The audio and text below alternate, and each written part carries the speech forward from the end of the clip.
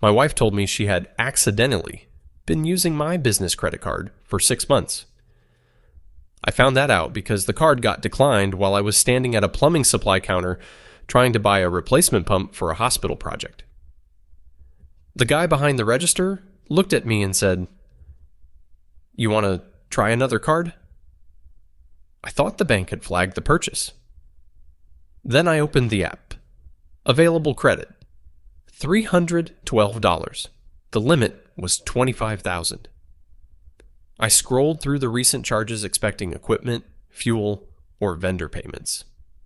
Instead, I found boutique hotels, furniture stores, airline tickets, restaurants, a cosmetic clinic, and 3 payments to a company I had never heard of. The largest was $8,400. Description: Brighton Creative Consulting. I called my wife from the parking lot. She went quiet for about 5 seconds and then said, "Oh, yeah, I was going to explain that." That sentence ended up being the beginning of the worst month of my marriage. By the time she finally explained everything, the credit card was the smallest problem. My name is Mark Ellis. I was 39 when this happened and living outside Richmond, Virginia. I own a small commercial plumbing company. Not glamorous. Mostly office buildings, restaurants, medical facilities, and apartment complexes. If something leaks behind a wall at 2 in the morning, somebody calls us. I started the business at 28 with 1 truck, a rented storage unit, and enough credit card debt to make my accountant visibly uncomfortable. By 35, I had 12 employees. By 39, 16. The company was stable, not huge, but real. My wife, Lauren, had been there through most of that growth. We married when I was 31. She worked in marketing at a local furniture company and later moved into freelance social media work. She was good at it, creative, organized, much better at networking than I was. For the first few years, she occasionally helped me with the business, website, Facebook page, client Christmas cards. Nothing major, but useful. Eventually, we hired an office manager and a marketing company. Lauren stopped helping. I assumed she was relieved. Apparently, she wasn't. That became important later.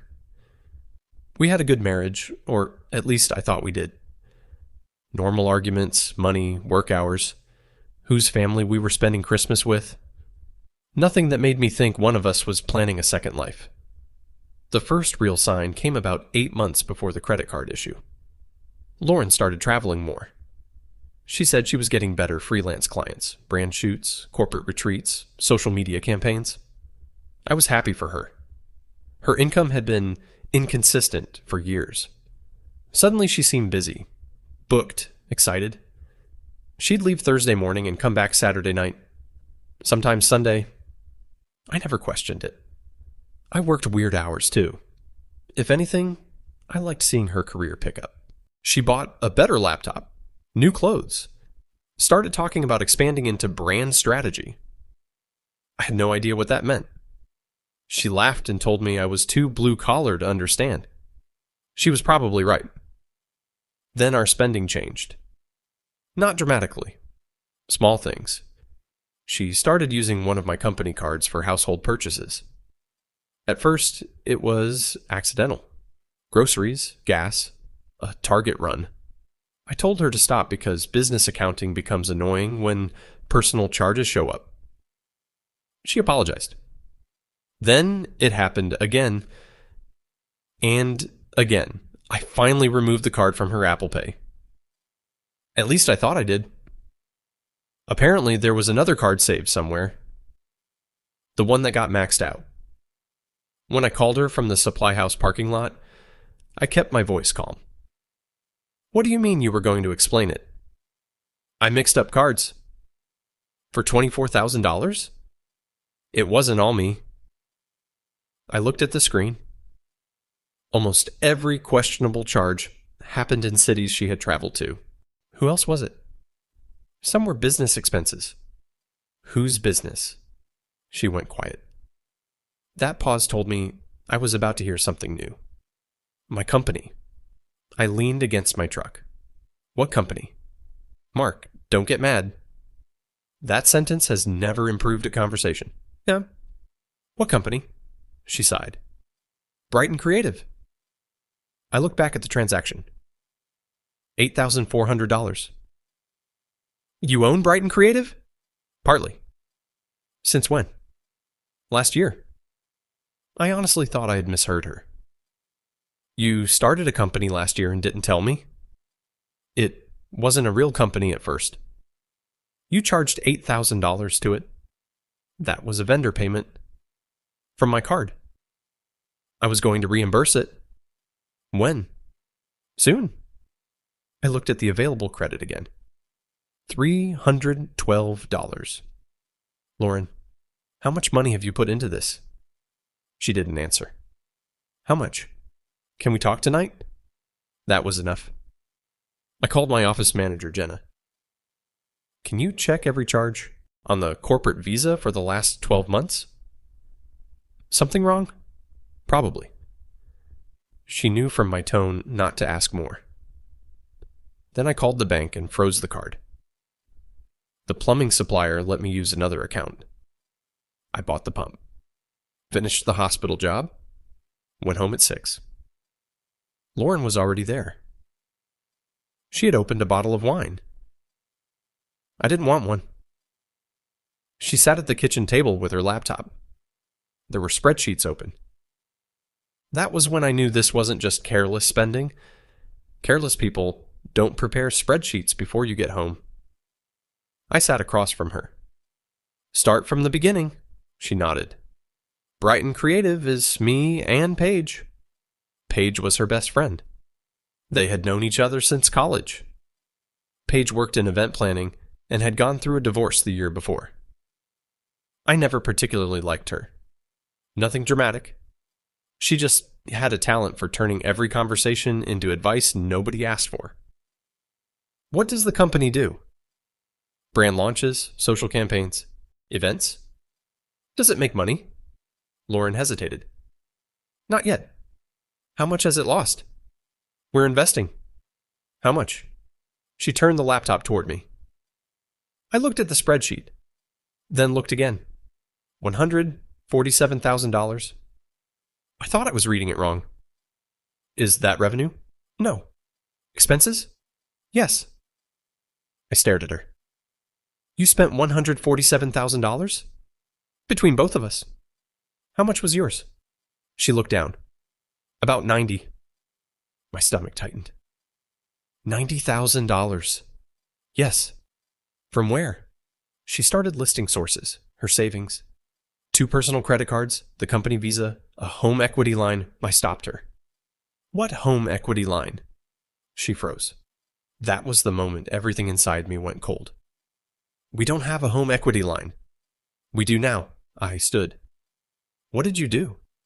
Mark, no. What did you do? She started crying. Not dramatically, quietly.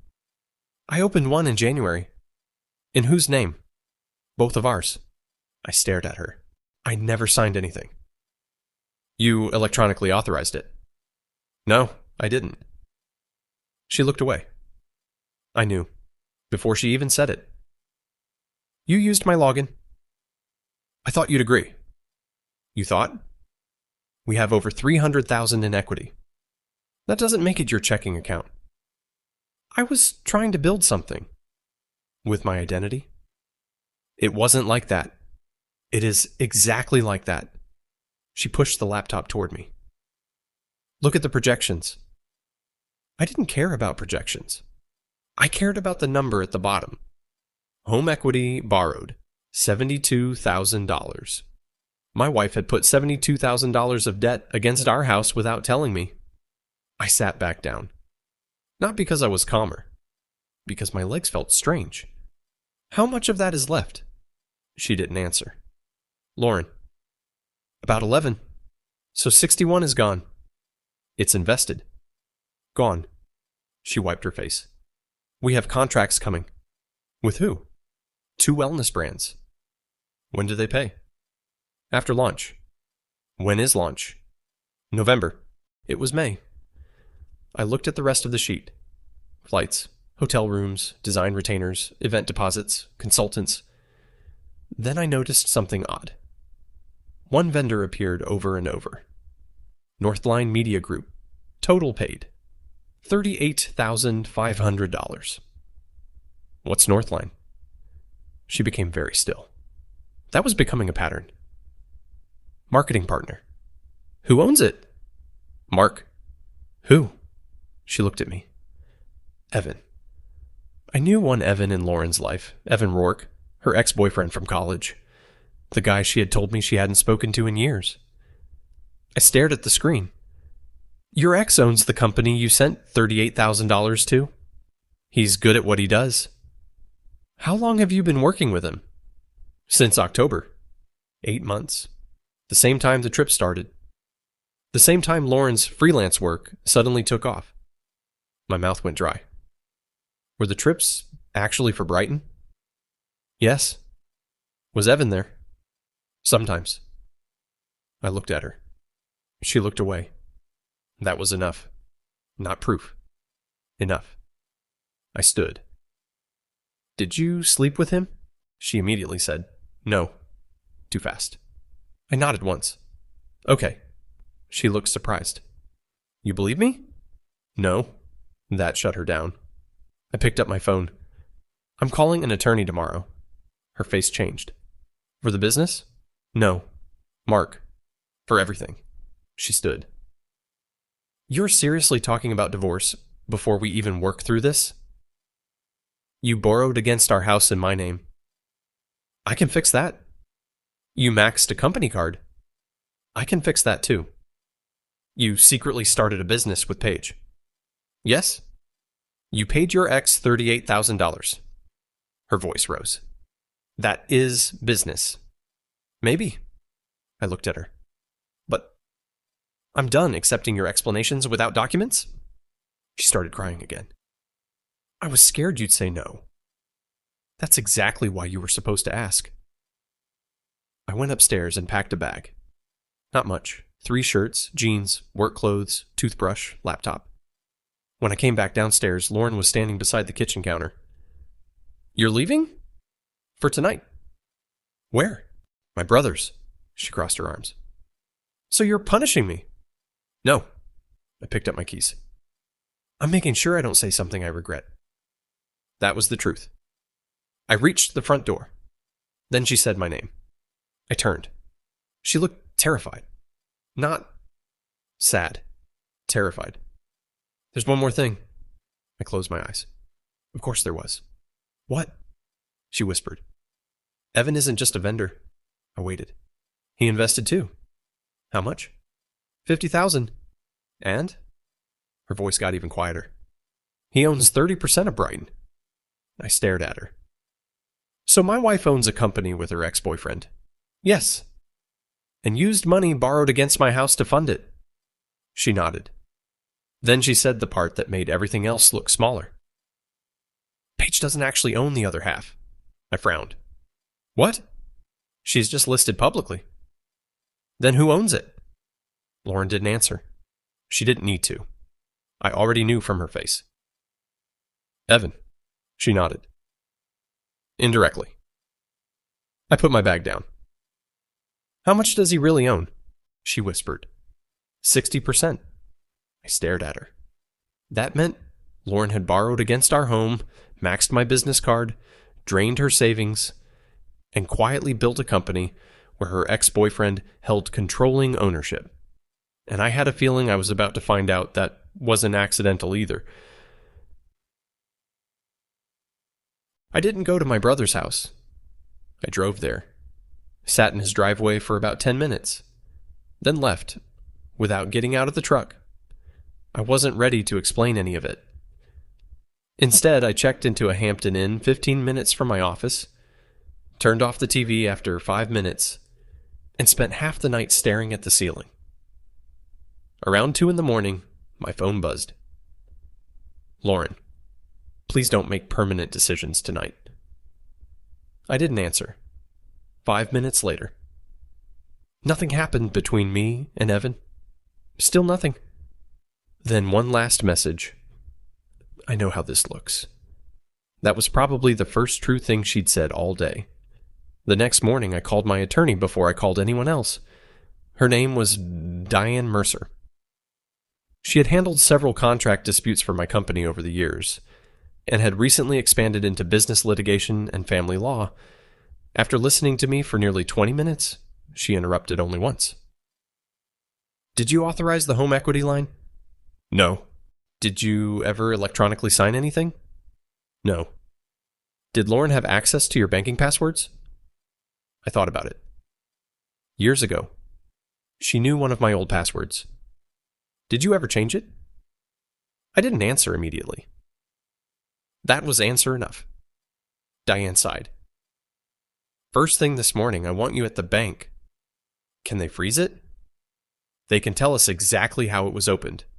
And Mark? Yes? Don't accuse anyone of fraud until we have documents. I nodded even though she couldn't see me. That advice sounded familiar. Facts first, emotion later. The bank manager already had copies of the loan file waiting when I arrived. His name was Victor. I'd known him for almost 8 years. He looked uncomfortable before he even spoke. I assume this isn't a social visit? No. He opened the file. The application was completed online. I know. The electronic signature matches your login credentials. I didn't submit it. He nodded slowly. We're aware that's your position. My position? He looked embarrassed. My statement. There was a difference. He showed me the application. Everything looked normal. Income, property value, employment. Then I reached the signature page. There it was. My name. Digital timestamp. IP address. I looked at Victor. Can you trace that? We already did. My stomach tightened. It came from your home internet. Of course it did. Lauren had completed it from the kitchen while I was probably downstairs watching football. Anything else? Victor hesitated. There was a verification call. What? Standard procedure. I never got one. He flipped another page. The number called ends in 7742. I frowned. That's not my number. It was listed as your mobile. I pulled out my phone. My number ends in 6618. Victor nodded. I know. So whose number is 7742? He looked at another screen. It belongs to Lauren. For a second, neither of us spoke. So, the verification for my identity was answered by your wife. Who confirmed she was me? Victor didn't answer. He didn't have to. Diane filed a formal dispute before noon. Not because the loan would disappear overnight, because we needed to preserve the timeline. She also requested copies of every communication related to Brighton Creative. Do you own any part of it? She asked. No. Did you invest knowingly? No. Did your business? I don't know. That question bothered me. I had focused on the credit card. But Lauren had been around our office for years. She knew vendors, accounting procedures, how invoices were approved. What if the company had funded more than dinners and flights? I called Jenna. Can you pull every payment to Northline Media Group? She paused. That's easy. Why? They've been billing us. I sat upright. What? For marketing. My mouth went dry. How much? Off the top of my head. She clicked through the accounting software. Around 90,000. I stopped breathing for a second. 90? Over about 10 months. I never approved $90,000. You approved every invoice. No. Mark. Jenna sounded confused. They all have your electronic approval. I looked out through the windshield. Email me every invoice. 5 minutes later, they arrived. Every single one carried my digital approval. Every payment had gone through our accounting system. Every invoice was vague. Digital brand expansion, lead generation services, strategic campaign development, meaningless corporate language. Then I noticed something else. Every invoice had been submitted on a Friday afternoon. Always between 4:45 and 5:15. The exact time I was usually driving home from job sites. I drove straight to the office. Jenna already had the accounting records open.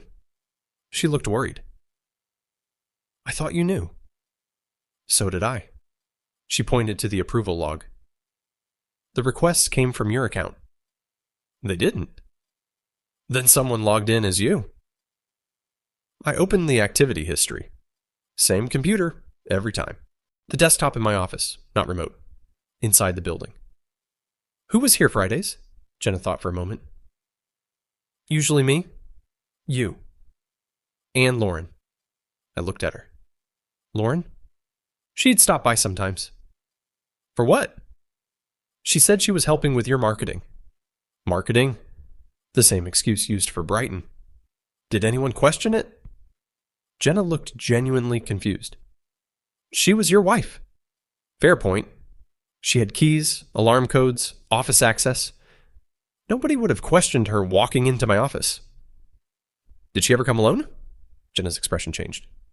Actually, what? A few times? Anyone with her? She nodded. A man. Evan? I don't know.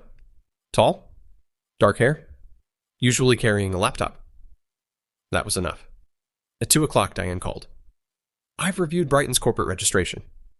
And? Lauren owns 20%. I thought 40. That's what she told you? Yes. Diane sighed. She was wrong. Or lying. I leaned back in my chair. What about Paige? Paige owns 20. So Evan owns 60. No. I frowned. What? Evan owns 80. For a second I thought she'd misspoken. How? Lauren transferred another 60 membership units 4 months ago. When? February. The same month she opened the home equity line. Exactly. I rubbed both hands across my face. So she borrowed against our house. Then gave my money to a company she barely owned. Correct. Why? I don't know. But I think you should. She emailed the operating agreement. I opened it immediately. There it was. Section 8. Additional capital contributions may result in proportional ownership dilution. I kept reading. Lauren hadn't been buying ownership. She'd been trying to avoid losing it. Every time Brighton needed money, Evan could contribute more. If Lauren couldn't match him, his ownership increased.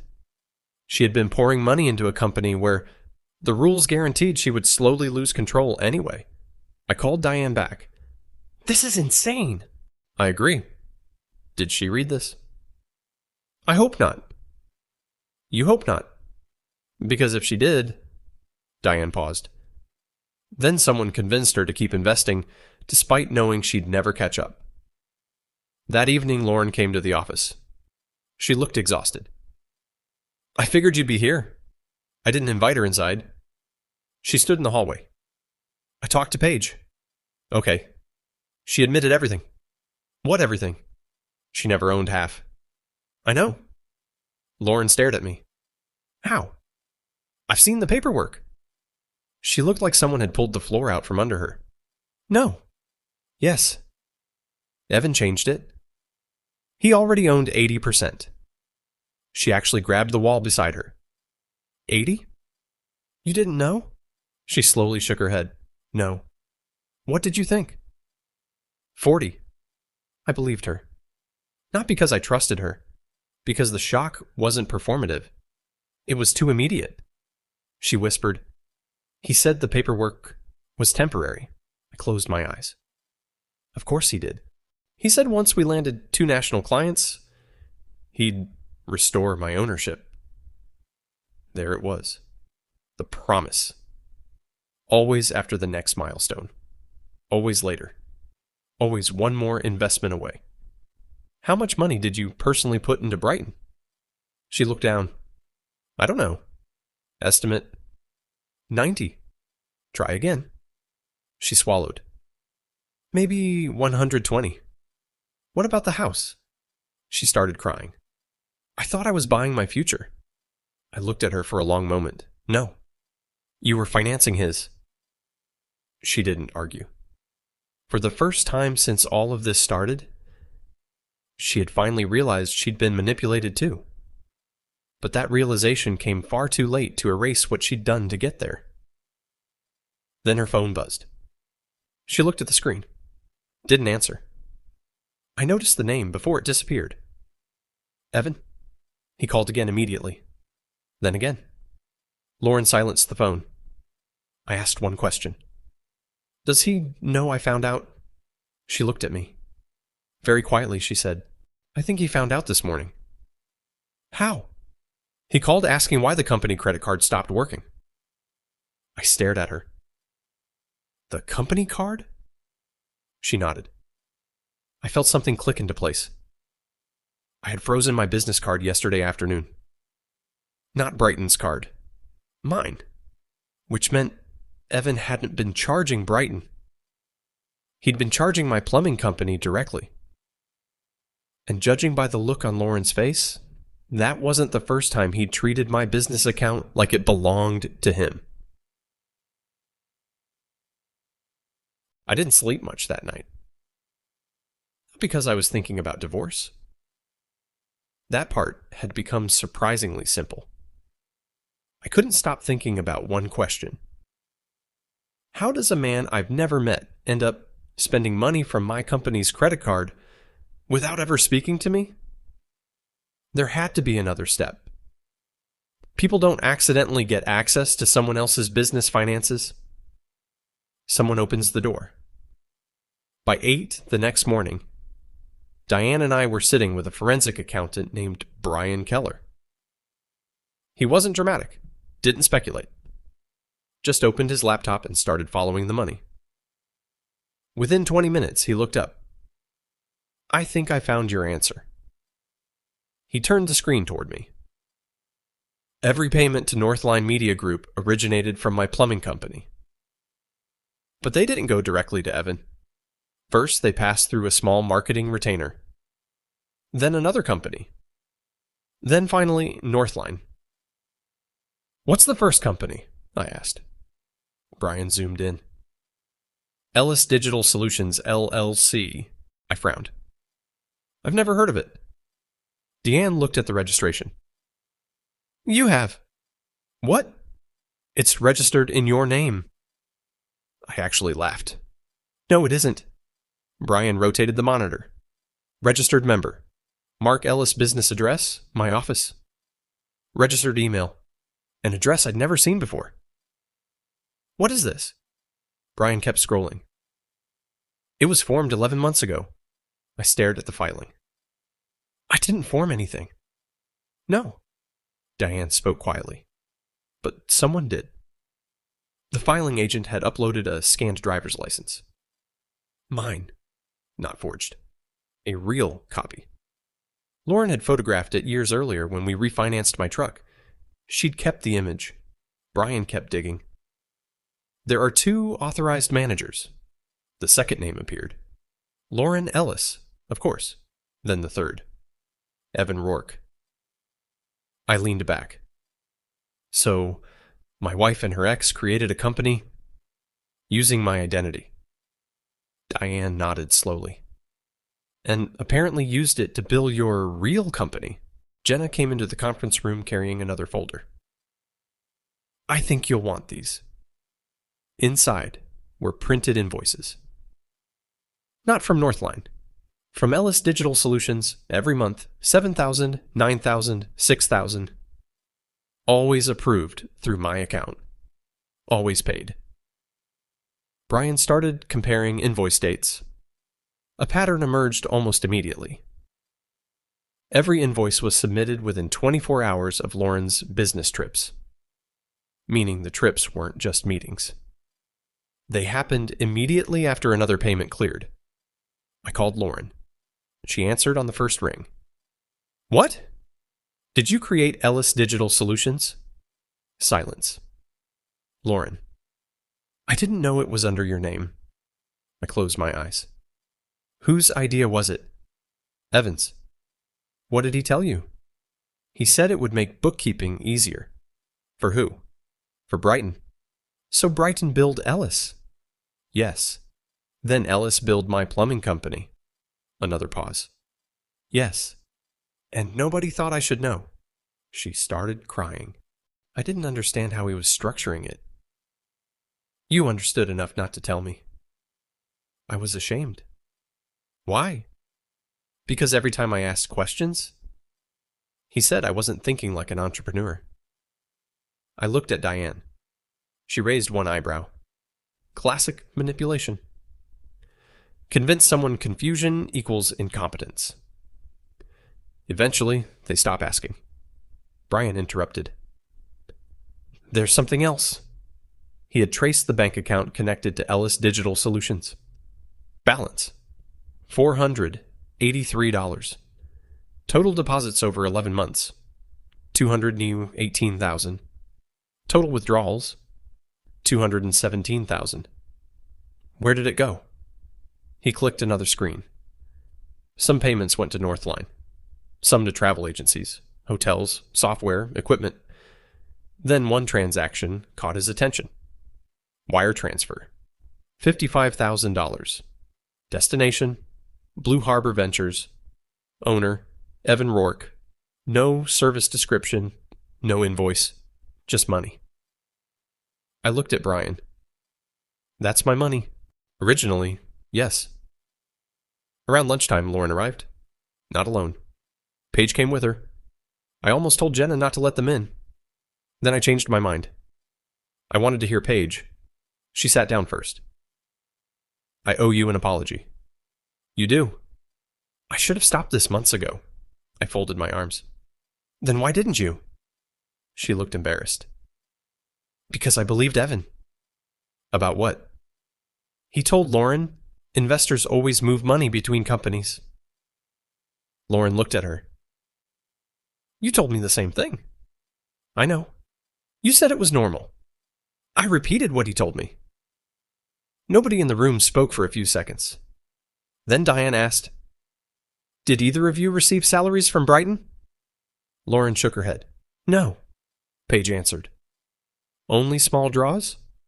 Brian looked at the statements. Interesting. What? Evan paid himself $168,000. Lauren frowned. That can't be right. Brian turned the monitor. Every payment. Every month. Management fees. Executive compensation. Consulting. Lauren stared at the numbers. No. You never saw this? No. You had access to the accounts. Evan handled bookkeeping. Of course he did. Paige suddenly reached into her purse. I brought something. She handed Brian a flash drive. Evan asked me to keep backups. Backups of what? Everything. Brian copied the files onto an isolated laptop. Emails, contracts, internal budgets, then one folder. Ownership transition. He opened it. There were draft agreements showing future ownership percentages. Lauren, 10%. Paige, 10%. Evan, 80%. Then another draft. Lauren, 5%. Paige, 5%. Evan, 90%. Lauren stared at the screen. When was that? Brian checked. Created 3 weeks ago. 3 weeks. Before the credit card failed. Before I knew Brighton existed. Evan had already planned to reduce Lauren even further. She whispered, He promised we'd be equal partners. Brian opened one final document. Subject, exit strategy. I felt my stomach tighten. The memo outlined what would happen after securing additional investment. Brighton would be sold into Blue Harbor Ventures. Lauren and Paige would receive fixed buyouts. Evan would retain every client, every contract, every asset. The proposed payment to Lauren? $25,000. I stared at the page. She had invested well over $100,000. Borrowed against our home. Destroyed our marriage. Risked my business. And according to Evan's own documents, he planned to buy her out for less than a quarter of what she'd put in. Lauren looked physically sick. I didn't know. I believe that, I said. She looked at me, surprised. You do? Yes. But don't confuse believing you were manipulated with forgetting what you chose to do. She nodded slowly. I know. No. I kept my voice calm. I don't think you do. You lied to me for almost a year. You used my passwords. You opened debt in my name. You hid a business. You involved my company. You let another man control our finances. She closed her eyes. I know. For every one of those decisions, you had another option. She didn't argue. There wasn't anything left to argue. That afternoon, Brian called from the conference room. You should see this. He had finished reviewing the emails from Paige's backup drive. Most were ordinary. Marketing plans, client meetings, budgets. Then one email chain between Evan and another investor. Subject: funding sources. Evan wrote, Lauren's husband still has no idea where the capital is coming from. As long as she keeps access to the business accounts, cash flow won't be an issue. I stared at the sentence. Not because it shocked me anymore, because it answered the last question I still had. This had never been two former college sweethearts accidentally starting a business together. Evan had known exactly who I was from the beginning.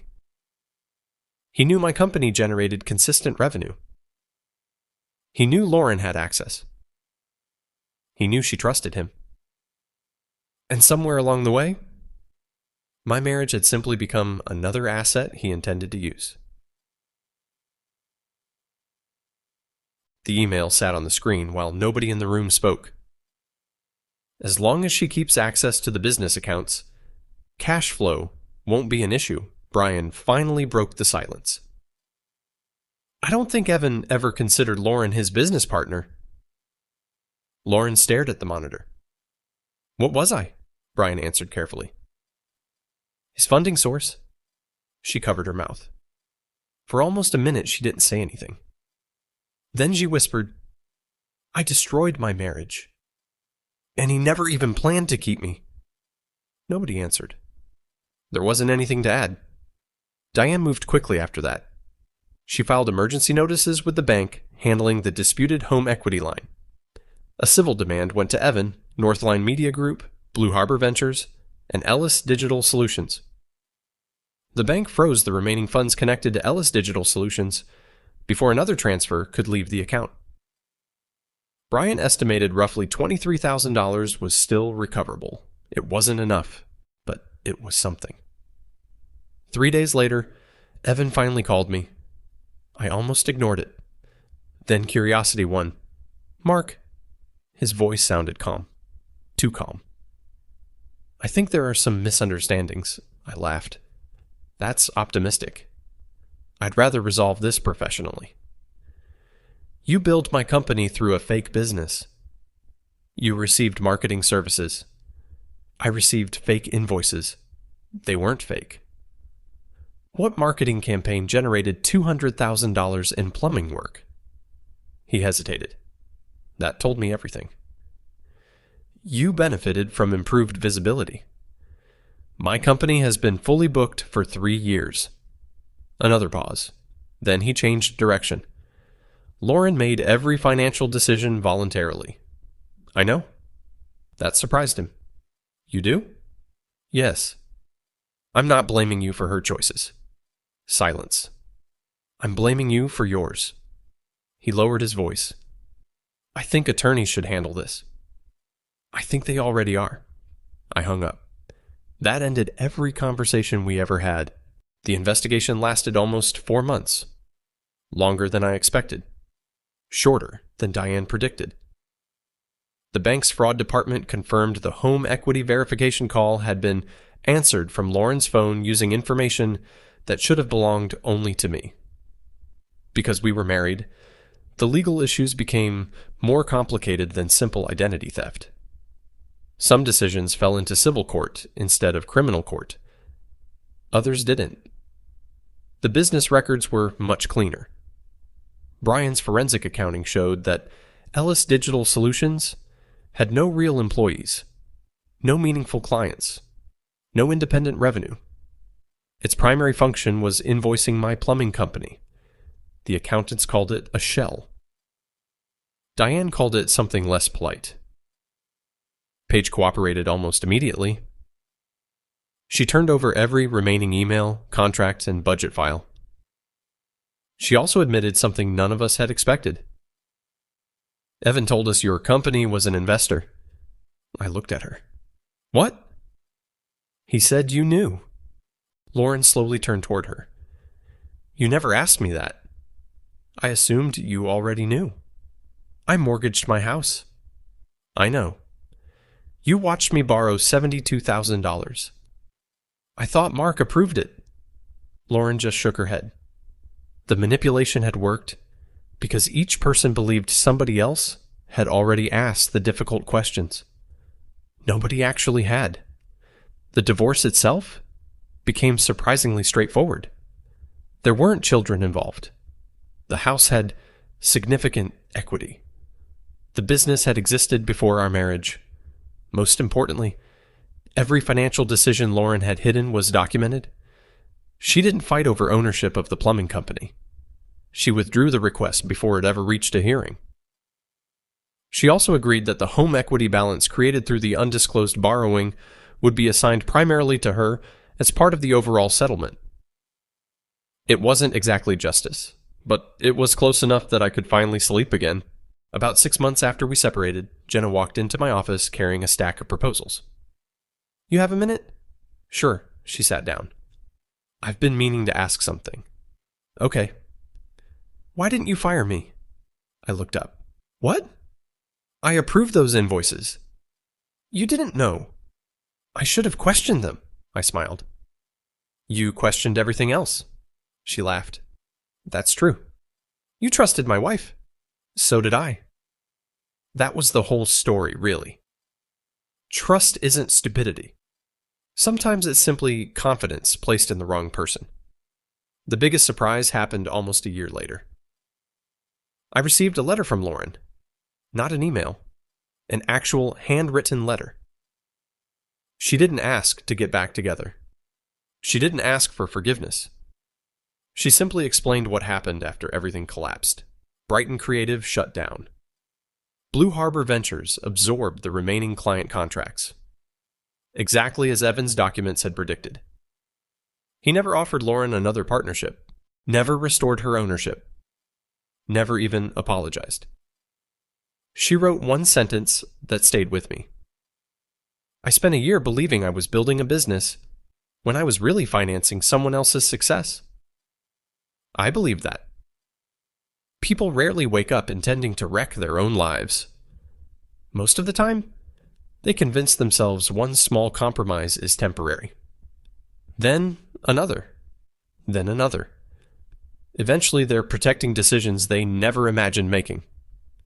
A few weeks later, I ran into Paige at a local coffee shop. She looked embarrassed. I heard the company's doing well. It is. I'm glad. I nodded. So am I. She hesitated. Evan moved to Arizona. I shrugged. Okay. He started another consulting company. I'm not surprised. She looked at me carefully. You're really done thinking about him, aren't you? I smiled. I was never actually fighting Evan. What do you mean? I was fighting the damage. He was just the person standing closest to it. She thought about that for a second. I guess that's healthier. It's quieter. That was enough for me. Today, when new employees join my company, Jenna laughs during orientation because I insist on a few rules that seem excessive. Nobody approves their own invoices. Every payment requires 2 people. Passwords change regularly. No family member, including mine, has accounting access unless they're officially employed. People joke that I'm overly cautious. Maybe I am. But systems exist because trust eventually meets reality. Looking back, the biggest mistake I made wasn't trusting Lauren. It was assuming that because someone loved me, they would naturally protect the things I'd spent my life building. Love doesn't replace accountability. It never has. The strange part is that I don't think Lauren ever woke up planning to destroy our marriage. I think she convinced herself she was making temporary sacrifices for a future we'd eventually enjoy together. By the time she realized someone else had been using her just as thoroughly as she'd been using my trust, there wasn't much left worth saving. The plumbing company survived. The house survived. Eventually, so did I. And every now and then, when I unlock the office at 6 a.m. before everyone else arrives, I look around the shop and remember something my father used to tell me when I was learning the trade. A leak almost never starts where you first see the water. Back then, he was talking about pipes. Turns out he was right about people too.